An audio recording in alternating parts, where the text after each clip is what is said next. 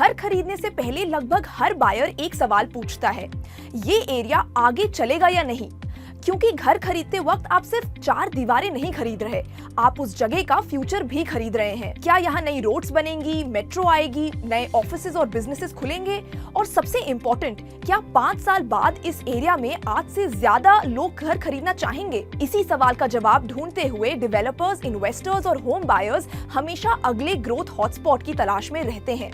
कुछ शहर और लोकेलिटीज तेजी से उभरते हैं, कुछ वहीं के वहीं रह जाते हैं। अब क्राइसिल ने अपनी नई रिपोर्ट में उन हाउसिंग मार्केट्स को आइडेंटिफाई करने की कोशिश की है जहां डिमांड सबसे तेजी से बढ़ रही है, और इस लिस्ट में कुछ ऐसे नाम भी हैं जो शायद आपको सरप्राइज कर सकते हैं। क्राइसिल ने देश के 10 मेजर टियर 2 हाउसिंग मार्केट्स का एनालिसिस किया।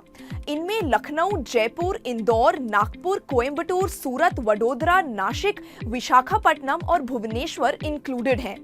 FY21 से FY26 के बीच इन सिटीज में residential demand almost 14% compound annual growth rate यानी CAGR से बढ़ी, लेकिन कुछ सिटीज ने इस एवरेज को भी बीट कर दिया। नागपुर, कोयम्बटूर और लखनऊ में हाउसिंग डिमांड 20% CAGR से बढ़ी, यानी हर साल लगभग 20% की growth.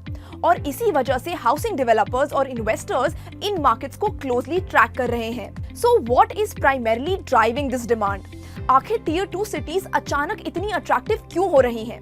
Well, according to CRISIL, इसके पीछे कई फैक्टर्स का कॉम्बिनेशन है। Infrastructure spending, better connectivity, economic activities का मेट्रो के बाहर एक्सपैंड होना और इंप्रूविंग अर्बन इकोसिस्टम। लेकिन इंटरेस्टिंग बात यह है कि क्राइसिल अकेला ऐसा नहीं कह रहा। RBI के हाउस प्राइस इंडेक्स के हिसाब से भी FY26 के 4th क्वार्टर में ऑल इंडिया हाउसिंग प्राइसेस में 4.2% की एनुअल ग्रोथ देखी गई, और इस ग्रोथ को पुश करने वाले सिटीज में नागपुर और जयपुर जैसे टियर 2 मार्केट्स भी शामिल थे। RBI के डेटा में लखनऊ ने भी quarter on quarter housing prices gain record किए, यानी जो सिटीज क्राइसिल आइडेंटिफाई कर रहा है वही सिटीज RBI के हाउसिंग डेटा में भी नजर आ रही हैं। इनफैक्ट कोलियर्स और नाइट फ्रैंक जैसे रियल एस्टेट रिसर्च फर्म्स ने भी रिपोर्ट किया है कि टियर 2 सिटीज में हाउसिंग अब्जॉर्प्शन ग्रोथ लगभग 20% तक पहुंच गई है, जो कई मेट्रो मार्केट से फास्टर है। एनेरॉक की रिसर्च भी नागपुर, इंदौर, कोयम्बटूर और लखनऊ को इंफ्रास्ट्रक्चर लेड ग्रोथ कॉरिडोर्स के रूप में आइडेंटिफाई करती हैं, यानी अलग अलग एजेंसीज एक ही ट्रेंड की तरफ इशारा कर रही है। इंडिया का हाउसिंग ग्रोथ इंजन धीरे धीरे मेट्रोस के बाहर शिफ्ट हो रहा है। But what kind of people are buying these homes today? अब यहाँ एक और इंटरेस्टिंग ट्रेंड सामने आया। सारी टियर 2 सिटीज एक जैसी नहीं है। क्राइसिल के हिसाब से कुछ सिटीज प्रीमियम हाउसिंग मार्केट्स के रूप में राइज कर रही हैं। इंदौर, लखनऊ और सूरत में आज 20% से ज्यादा हाउसिंग सप्लाई 2 करोड़ रुपीस से ऊपर वाले सेगमेंट में है, मतलब अफ्लुएंट बायर्स भी इन मार्केट्स में एक्टिव हैं। दूसरी तरफ जयपुर, नागपुर और नासिक और वडोदरा का प्रोफाइल काफी अलग है। इन शहरों में 75% से ज्यादा हाउसिंग सप्लाई 75 लाख रुपीस से कम प्राइस ब्रैकेट में है, मतलब ये मार्केट्स अभी भी largely middle income home buyers के लिए एक्सेसिबल हैं। अब हाउसिंग मार्केट में डिमांड का सबसे रिलायबल सिग्नल क्या होता है? Actual borrowing. और यहाँ भी डेटा इंटरेस्टिंग है।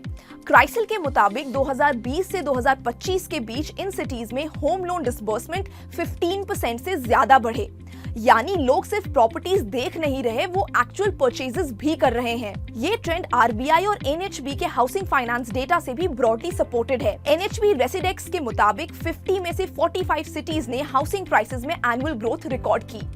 इससे पता चलता है कि हाउसिंग डिमांड और क्रेडिट फ्लो दोनों ब्रॉड बेस्ड हैं। लेकिन यहाँ एक इम्पोर्टेंट नुआंस समझना जरूरी है।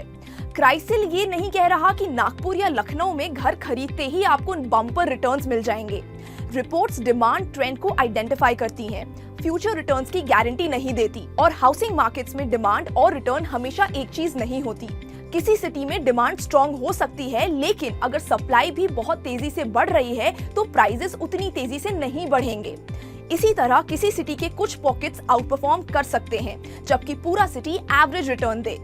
और इसीलिए एक्सपर्ट्स कहते हैं कि हाउसिंग एक सिटी लेवल नहीं बल्कि लोकल लेवल डिसीजन होता है। तो क्राइसिल रिपोर्ट का सबसे बड़ा मैसेज क्या है? इंडिया की रियल एस्टेट ग्रोथ स्टोरी बदल रही है। टियर 2 सिटीज अब सपोर्टिंग एक्टर्स नहीं रहे, वो हाउसिंग डिमांड के नए ग्रोथ सेंटर्स बन रहे हैं। लेकिन हाउसिंग हॉटस्पॉट और सक्सेसफुल इन्वेस्टमेंट एक ही बात नहीं होती। डिमांड एक सिग्नल दे सकती है, फाइनल डिसीजन लेने से पहले अफोर्डेबिलिटी, इंफ्रास्ट्रक्चर, एम्प्लॉयमेंट अपॉर्चुनिटीज और लोकेलिटी लेवल फैक्टर्स को देखना उतना ही जरूरी है, क्योंकि घर सिर्फ आज के लिए नहीं खरीदा जाता, उस जगह के फ्यूचर के लिए भी खरीदा जाता है।